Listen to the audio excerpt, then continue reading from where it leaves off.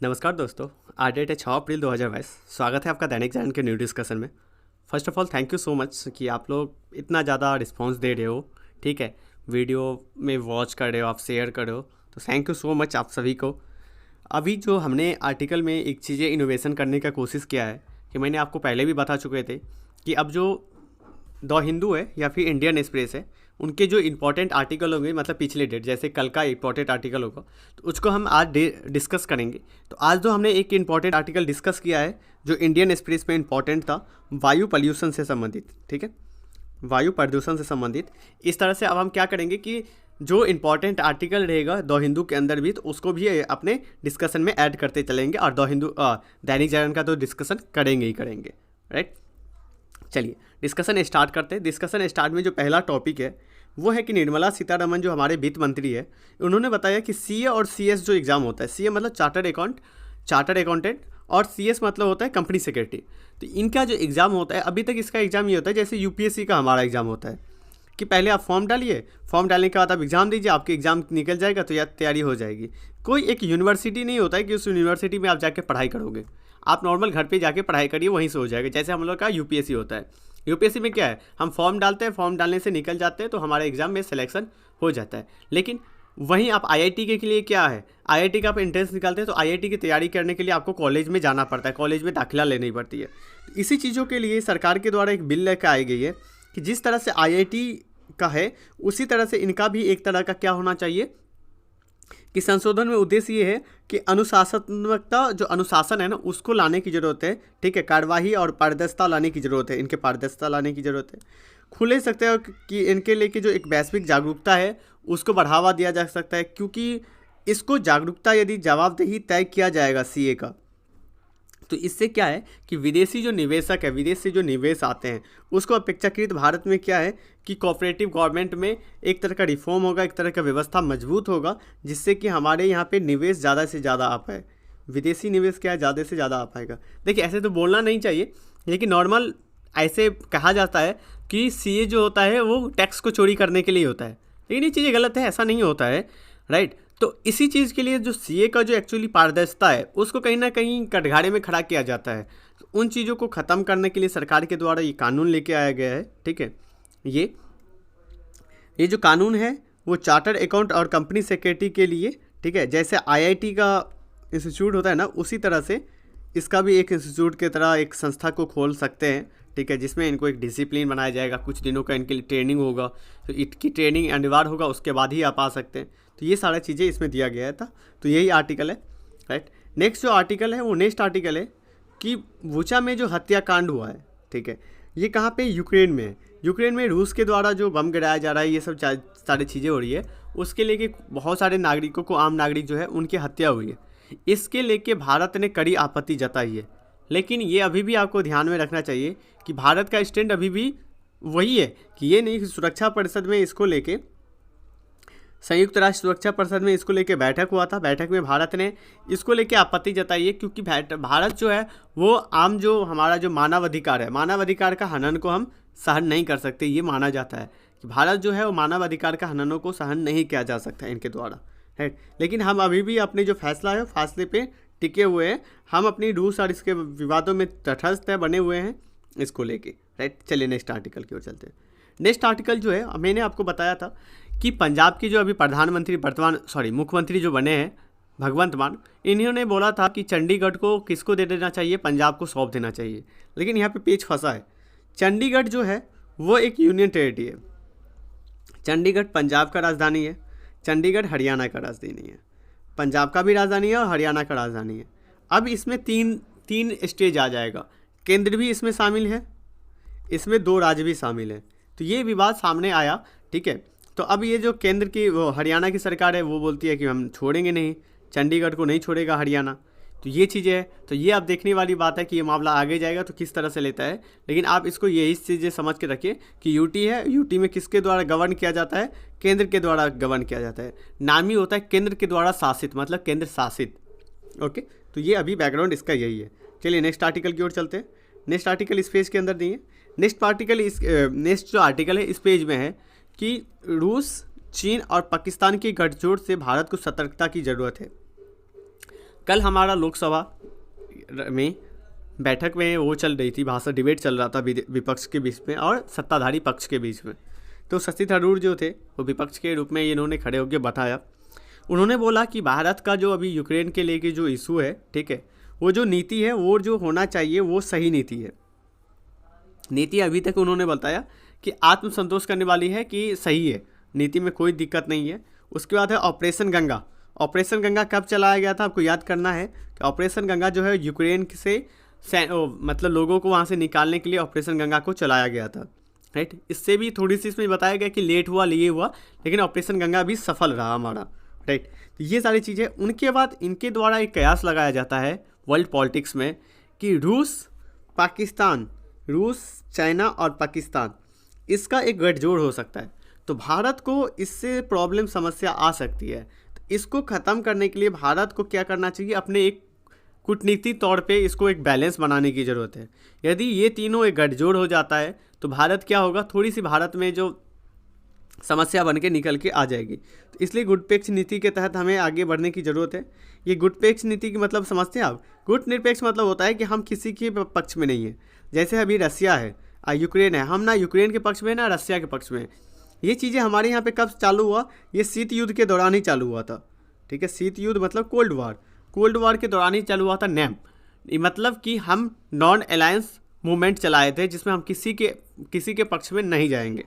तो इसी को बरकरार रखने की ज़रूरत है, इनके द्वारा कहा गया था। तो इस आर्टिकल में यही चीज़ है कि जो सतर्कता है उससे दूर रहने की ज़रूरत है। चलिए नेक्स्ट आर्टिकल की ओर चलते हैं। नेक्स्ट आर्टिकल इस पेज के अंदर नहीं है, इस पेज के अंदर भी नहीं है, इंपॉर्टेंट आर्टिकल।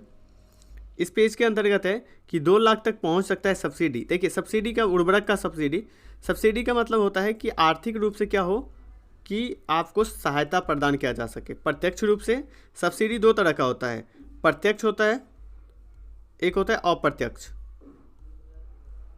तो 2 तरह के सब्सिडी की बात किया जाता है, प्रत्यक्ष और अप्रत्यक्ष। तो इसमें सब्सिडी देने से क्या होता है कि लागत को कम किया जा सकता है। जैसे मान लीजिए कि बीज है या उर्वरक है, उर्वरक जो है उसकी कीमत 100 रुपया है, सरकार ने क्या किया, 50 रुपये का सब्सिडी दिया। तो अब ये क्या हो जाएगा, इसमें से माइनस हो जाएगा। तो अब किसान को 50 रुपया में ही उर्वरक मिलेगा। इससे क्या होगी कि किसानों की लागत जो है वो लागत कम होगा। जब लागत कम होगा तो इससे क्या होगी, लागत कम होने से किसानों का आय बढ़ेगा। मान लीजिए कि आप लागत आपको 100 रुपया लगता था, 100 रुपये के जगह पे आपको 50 रुपया ही लग रहा है और आप अपने 70 रुपये में सामान बेच रहे हैं, तो किसान को 20 रुपये का फ़ायदा हुआ ना। ऐसे यदि सब्सिडी नहीं मिलता तो देखिए कि किसानों का आय जो है माइनस 30 रुपया रहता। 100 रुपया तो उनको मतलब कि इन्वेस्टमेंट लग जाता है, लेकिन रिटर्न कितना आ रहा है, 70 रुपया आ रहा है। तो मतलब कि 30 रुपया और नुकसान में जा रहे हैं। तो ये चीज़ें हमारे लिए इंपॉर्टेंट हो जाता है, राइट। तो आपने समझ गए होंगे। तो ये एंगल होता है, इसीलिए सरकार क्या करती है, प्रत्यक्ष तौर पे भी सब्सिडी देती है और अप्रत्यक्ष तौर पे भी सब्सिडी देती है। अब प्रत्यक्ष तौर पे जो सब्सिडी देती है डायरेक्ट रूप से, वो कैसे दे सकती है। अब मान लीजिए सरकार के द्वारा प्रधानमंत्री जो सम्मान निधि योजना चलाया जा रहा है, उसमें प्रधानमंत्री सम्मान निधि योजना में क्या है कि सरकार किसानों को 6,000 रुपया साल का एक बार ही पॉकेट में देती है। एक बार ही आपको पॉकेट में 6,000 रुपया दे दिया जाता है, राइट। लेकिन अप्रत्यक्ष सब्सिडी क्या होता है कि जैसे मान लीजिए बीज, आप बीज खरीदने जाते हो, उसके ऊपर कोई सब्सिडी मिल गया, राइट। आपको सरकार ने, जनता ने आपको पैसा पॉकेट में नहीं दिया, उन्होंने आपको कहाँ पे उन्होंने दिया कि आपकी बीज की कीमत को कम कर दिया। तो आपको स्वतः ही उसका लाभ मिल गया। आप उर्वरक खरीदने जाते हैं, मान लीजिए कि आप ट्रैक्टर खरीदने जाते हैं, तो ट्रैक्टर पे भी बहुत ज़्यादा किसान क्या करता है, किसानों को सब्सिडी मिलता है। उसके बाद आप सिंचाई के लिए जो पंप होता है ना, जो पानी निकालने वाला, ठीक है, उसको मोटर को, पंप को खरीदने जाओगे, ठीक है, तो उसमें भी सब्सिडी मिलता है। ये सब क्या हो गया, अप्रत्यक्ष सब्सिडी हो गया। तो सरकार के द्वारा ये चीज़ें है ना, WTO जो है ना, यही सब्सिडी जो है उसको लेके ही चर्चा होती रहती है। जब हम इकोनॉमिक्स का अपना स्टार्ट करेंगे तो उसमें हम WTO के बारे में पढ़ेंगे। तो वहाँ पे amber box, red box, green box, ठीक है, तो ये सारे सब्सिडी, ब्लू बॉक्स, इन सारे सब्सिडी के बारे में हम डिटेल से डिस्कस करेंगे। चलिए नेक्स्ट आर्टिकल की ओर चलते हैं। नेक्स्ट आर्टिकल जो है इस पेज के अंतर्गत है कि मनरेगा जो है, मनरेगा आप लोगों ने जाना होगा, मनरेगा, ठीक है। मनरेगा में अब मांग घट रही है, राइट। कुछ हम बेसिक कर लेते हैं, उसके बाद हम इसके ऊपर आएंगे। पहले बेसिक देखते हैं मनरेगा के बारे में। देखिए मनरेगा जो बना था, वो बना था राष्ट्रीय ग्रामीण रोजगार गारंटी अधिनियम 2005 के अधिनियम के द्वारा बनाया गया था। इसका जो मनरेगा का पूरा नाम है वो है कि महात्मा गांधी राष्ट्रीय ग्रामीण रोजगार गारंटी योजना, ठीक है, इसके द्वारा बनाया गया है। ये कब स्टार्ट किया गया था? 2005 में किया गया था। इसका उद्देश्य ये है कि हम क्या करते हैं, भारत में श्रमिकों की गणना के लिए, और ये रोजगार देती है, रोजगार की गारंटी प्रदान करती है। यह वर्ल्ड का सबसे बड़ा सामाजिक कल्याणकारी कार्यक्रम में से एक माना जाता है वर्ल्ड के में, ठीक है। परिवार के यदि अकुशल श्रमिक होता है, श्रम में हो जाए, ठीक है, उनको यदि उनका इच्छा है वयस्क को, ठीक है, तो 100 दिनों का साल में वो क्या करते हैं, गारंटी देते हैं रोजगार का, 100 दिनों की गारंटी दिया जाता है। और ये जहाँ पे आवेदन करेंगे उससे 5 किलोमीटर के अंदर ही होना चाहिए ना, ऐसा नहीं कि यहाँ से हुआ और 100 किलोमीटर के बाद आपको वहाँ पे काम मिलेगा, ऐसा नहीं, 5 किलोमीटर के अंदर ही इनको काम मिलना चाहिए, राइट। उसके बाद है, यदि आपका जगह जो है वो सूखाग्रस्त हो जाता है, ये जनजाति वाला इलाका होता है, तो उसके तहत मनरेगा को 150 वर्करों का 150 दिनों का वर्क करने का टाइम दिया जाता है, 150 दिनों तक वो काम कर सकते हैं, राइट। तो इसमें आपने समझ लिया कि नॉर्मल जो होता है वो 100 दिनों तक होता है, लेकिन इसमें क्या है, 150 दिनों तक मिलता है। अब हम चलते हैं अपने न्यूज़ की ओर। आज का जो न्यूज़ है, आज का न्यूज़ में ये चीज़ें बताया है कि रोजगार के लिए जो मनरेगा से क्या हो रही है, मनरेगा की मांग घट रही है। देखिए, मनरेगा का मांग घटने का मतलब है कि लोगों को, जनता को क्या है, लोगों को, मजदूर को क्या है, तो इसमें यही चीज़ होता है कि यदि मज़दूर को कहीं दूसरी जगह, अल्टरनेटिव जगह पे यदि मज़दूरी मिलने लगेगा, तो वो क्या होगा कि इसमें क्या है ना, थोड़ी सी आपको कीमत कम मिलती है, मज़दूरी कम मिलती है, तो आप यहाँ पे नहीं करेंगे।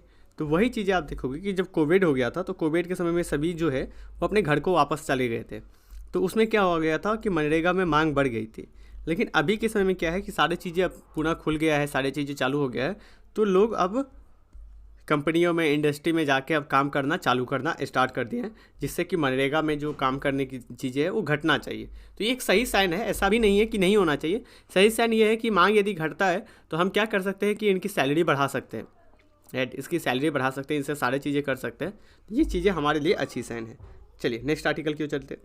नेक्स्ट आर्टिकल इस पेज के अंतर्गत नहीं है, इस पेज के अंतर्गत नहीं है। इस पेज में ना एक आर्टिकल इंपॉर्टेंट है।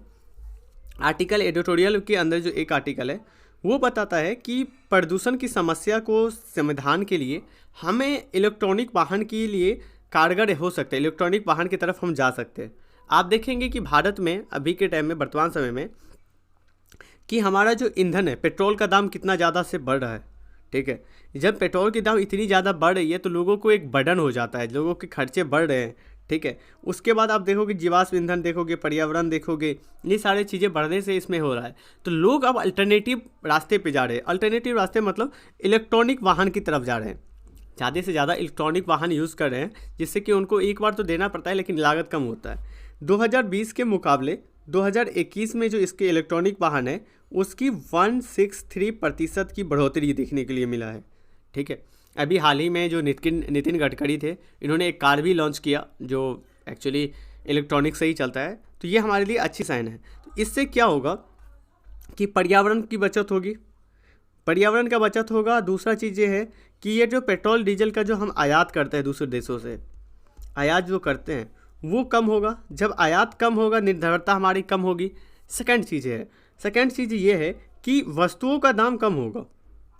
अब आप बोलोगे सर ये आपने ये कैसे बोल दिया, तो देखिए भैया, वस्तुओं का दाम ऐसे कम होता है कि आपकी जो कोई वस्तु है उसको एक जगह से दूसरी जगह ले जाने में हमें क्या लगता है, परिवहन लगता है।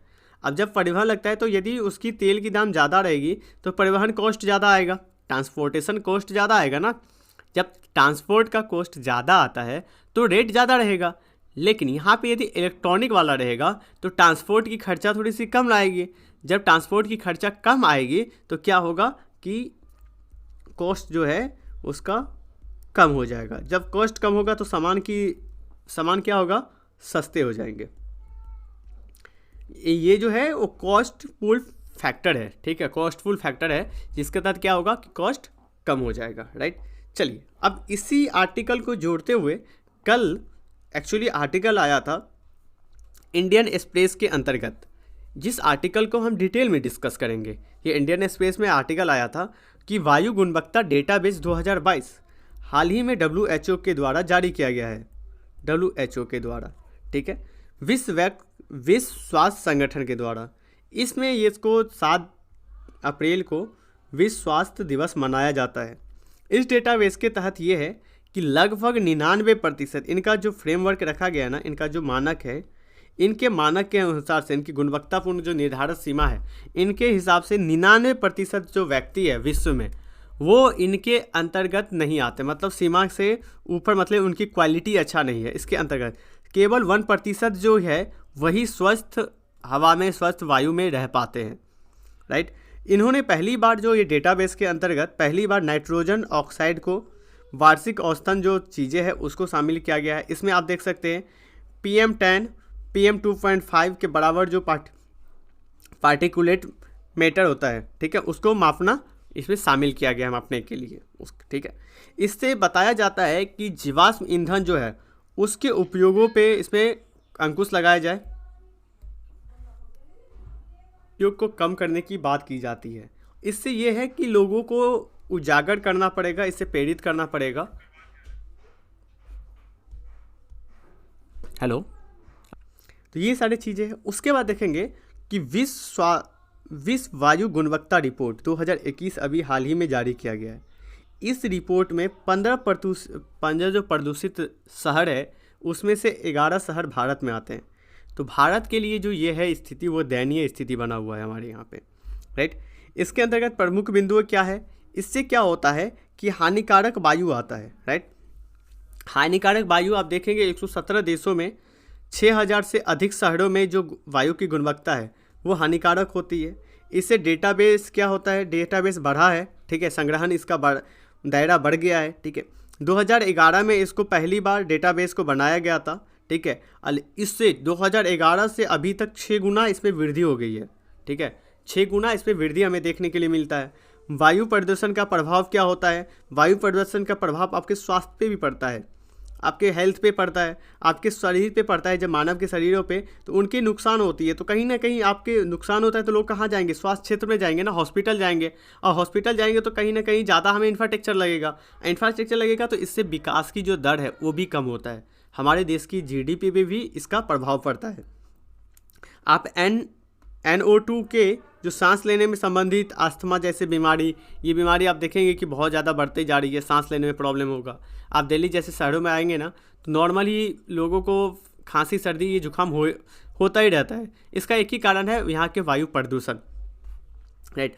उसका WHO के द्वारा जो वायु गुणवत्ता दिशा निर्देश का अनुपालन किया गया है, इनके द्वारा कहा गया है कि सिर्फ 1% ही देश है जो इस गुणवत्ता के अंतर्गत आते, नहीं तो 99% जो है ना वो वायु प्रदूषण के चपेट में आते हैं। इस बनाया जाए, ठीक है। इसके अंतर्गत है कि जलवायु परिवर्तन को कम करने की बात की जाती है, इसमें महत्वपूर्ण योगदान देने की बात है, ठीक है। अनुशासित जो स्तर है उसको प्राप्त करने के लिए प्रयास करना चाहिए सभी देशों को, सभी नागरिकों को, जिससे क्या हो कि नागरिकों की स्वच्छ को रक्षा किया जाए। स्वास्थ्य को लेकर यदि आप ज़्यादा बीमार नहीं पड़ोगे तो वो इंपॉर्टेंट चीज़ें होती है, ठीक है। उसके बाद है जलवायु परिवर्तन को कम किया जाना चाहिए, ठीक है, इससे जलवायु परिवर्तन कम होगा।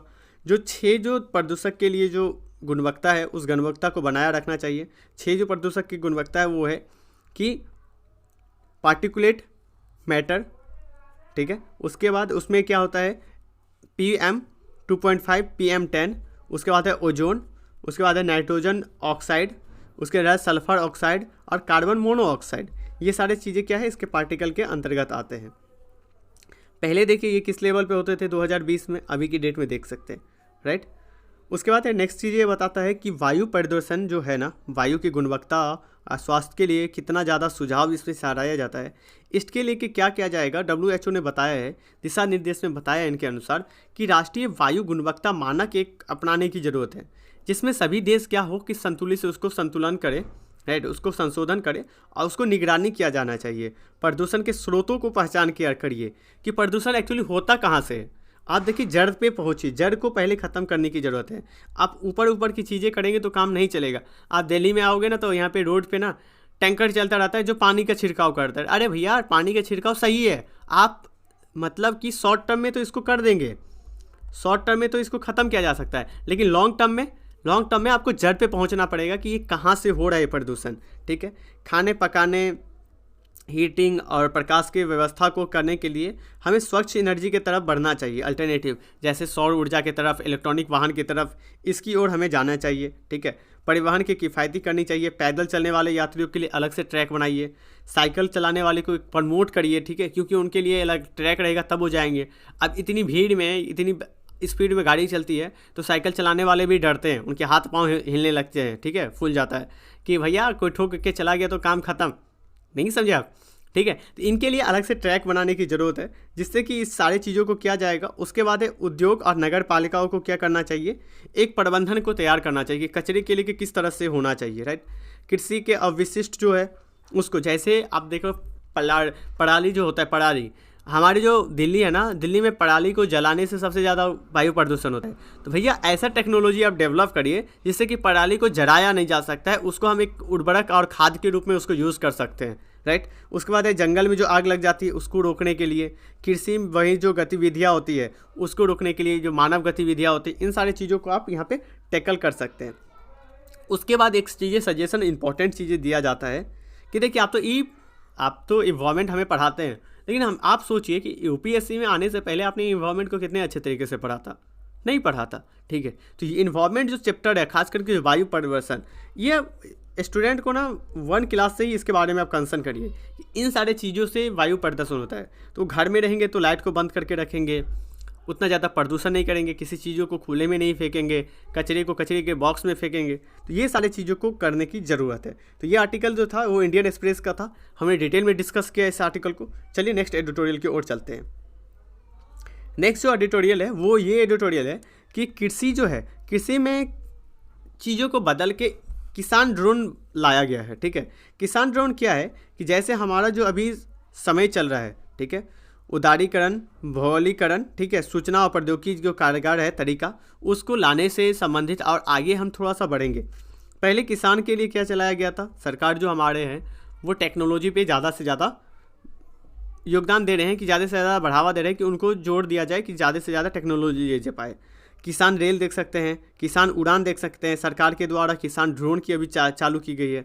किसान ड्रोन से क्या होगा कि कीटनाशक जो होता है, खतरनाक कीटनाशक, उसका छिड़काव होगा।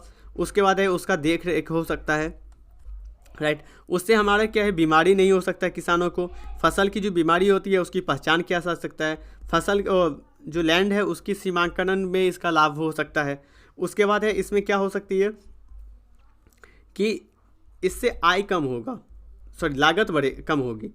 किसान का जो लागत होता है ना वो लागत कम होगा। जब लागत कम होगा तो उनकी आय क्या होगी, बढ़ेगी, क्योंकि 2022 तक सरकार का लक्ष्य था कि दो गुना आय को बढ़ाया जाए, राइट। तो ये सारी चीज़ें हैं। अब क्या बात की जा रही है कि ड्रोन को ना मतलब कि आयात नहीं किया जाएगा दूसरी जगह से, ड्रोन को हम अपनी जगह पे बनाएंगे मेक इन इंडिया के तहत। जब मेक इन इंडिया के तहत बनाएंगे तो यहाँ पे क्या होगा, रोजगार डेवलप होगा। अब देखिए, अब इसके लिए एक ट्रेनिंग प्रोवाइड करनी पड़ेगी किसानों को ड्रोन को चलाने के लिए, राइट। तो ये सारी चीज़ें होगा, इसमें यही चीज़ें बात की जाती है कि लागत इसमें कम आएगा।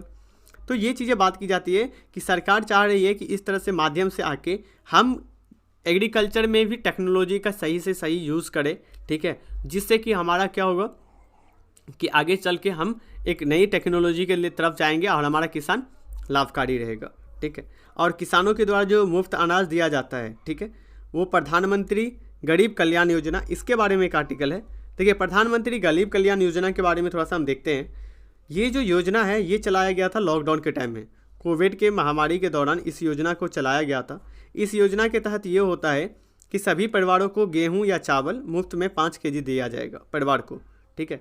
ये अभी तक सरकार ने फिर से इसको सितंबर तक बढ़ा दिया है, इसलिए ये आर्टिकल आया है।